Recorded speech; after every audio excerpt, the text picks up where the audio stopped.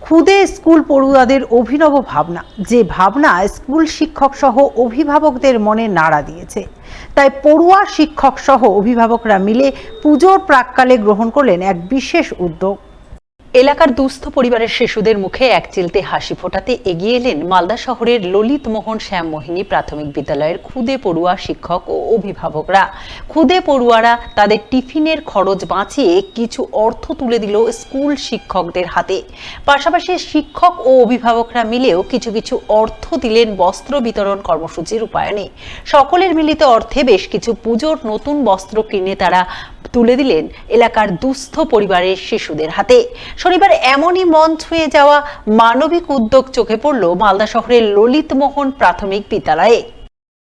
আমরা যখন স্কুলে আসি দেখছি কয়েকটা বাচ্চা যাদের জামা কাপড় নেই, ছেঁড়া কাপড় জামাই ঘুরছে। আমরা স্যারদের বলেছি যে আমরা টিফিনের টাকা আর গার্জেনদের, শিক্ষক আর স্যারদের সাহায্য চেয়েছি, যে টাকা আমরা জমিয়ে তাদের জন্য জামা কিনছি। আমরা তাদের জন্য আজকে জামা কিনেছি। আজকে আমাদের খুব আনন্দ লাগছে। যাদের জামা নেই তারা খুব আজকে খুশি হবে। কদিন পরে দুর্গা পুজো, আমরা নতুন জামা প্যান্ট কিনেছি, তাই আমরা খুব আনন্দ করছি। কিন্তু আমরা স্কুলে আসার সময় দেখছি অনেক বাচ্চার জামা প্যান্ট কেনা হয়নি আর ছেঁড়া জামা কাপড় পরে আছে। তাই আমরা স্যারকে বলেছি যে আমরা দুর্গা পূজাতে সবাই আনন্দ করব। তাই আমরা টিফিনের টাকা বাঁচিয়ে, গার্জেনরা টাকা দিয়ে, স্যাররা কিছু টাকা দিয়ে টাকা জমা করে আর যাদের স্কুলের তরফ থেকে নতুন জামা প্যান্ট দেবে।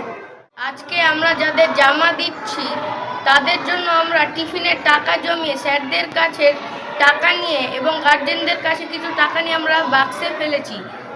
এখান থেকে আমরা নতুন নতুন তাদের জন্য জামা কিনেছি এবং পুজোতে আমরা সবাই মিলে আনন্দ করব।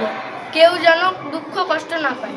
আমাদের স্কুলে ছোট ছোট শিশুরা যারা, বিশেষ করে আমাদের শিশু সংসদের সদস্য, তাদের মধ্যে থেকে প্রশ্ন আসে, স্যার আমরা তো সবাই নতুন নতুন জামা কাপড় পেয়েছি, কিন্তু আমাদের কিছু কিছু বন্ধু এখনও স্যার জামা কাপড় পায়নি।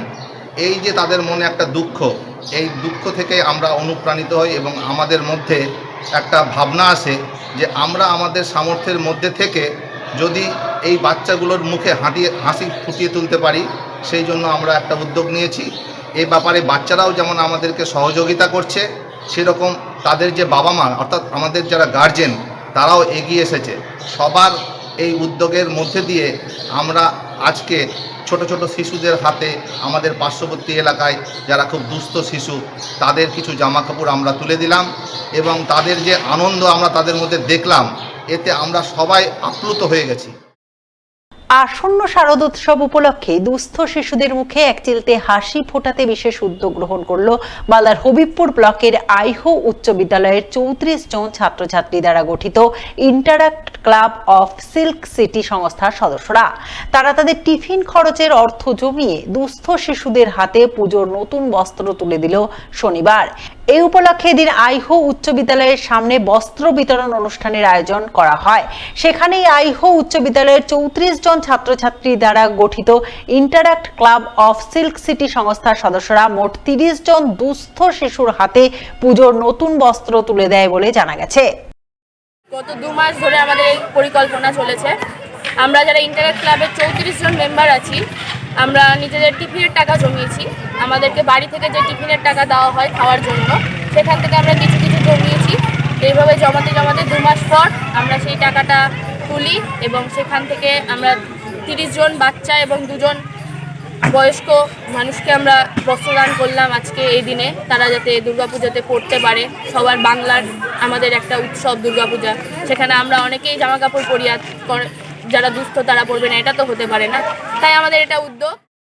অন্যদিকে রতুয়া নিউ চক্র এবং বাংলো সহায়তা কেন্দ্রের উদ্যোগে শনিবার এক প্রতিবন্ধী কিশোর পেল ট্রাইসাইকেল। জানা গেছে ওই কিশোরের নাম রাজা মণ্ডল। সে জন্মগতভাবেই প্রতিবন্ধী, চলাফেরায় অক্ষম, কিন্তু দুস্থ পরিবারের পক্ষ থেকে তাকে চলাচলের জন্য ট্রাইসাইকেল কিনে দেওয়া সম্ভবপর হচ্ছিল না।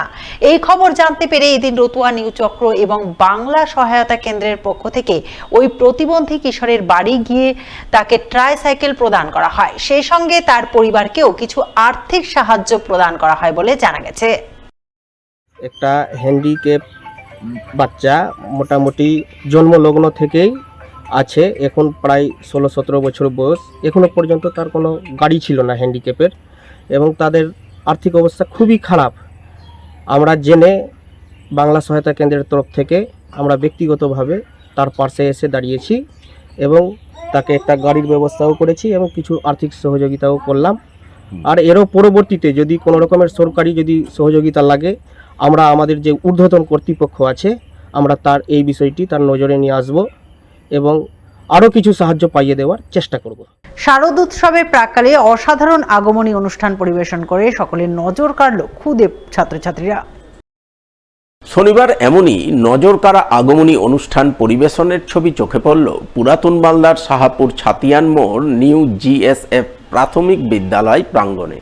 এদিন ওই বিদ্যালয়ের খুদে ছাত্রছাত্রীরা প্রথমে বর্ণময় নৃত্য, গীত ও আবৃত্তি পরিবেশন করে এবং সবশেষে দুর্গা, লক্ষ্মী, গণেশ, সরস্বতী, কার্তিক, মহিষাসুর ইত্যাদি নানান বেশ ধারণ করে মহিষাসুর মর্দিনীর দৃশ্য তুলে ধরে, যা দেখে রীতিমতো অবাক হন বিদ্যালয়ের শিক্ষক শিক্ষিকা থেকে শুরু করে অভিভাবক অভিভাবিকারা। এদিনের এই আগমনী অনুষ্ঠানে আমন্ত্রিত অতিথি হিসাবে হাজির ছিলেন মালদা চক্রের অবর বিদ্যালয় পরিদর্শক ভরত ঘোষ সহ অন্যান্যরা।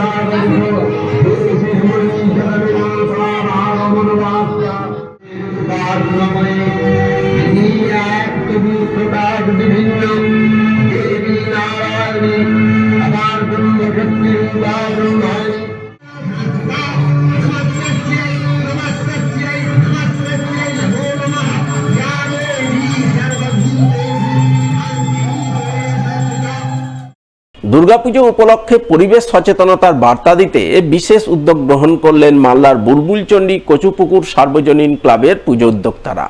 উদ্যোগের অঙ্গ হিসাবে বিশ্ব উষ্ণায়ন রুখতে বৃক্ষরোপণ কর্মসূচি পালন করলেন শনিবার।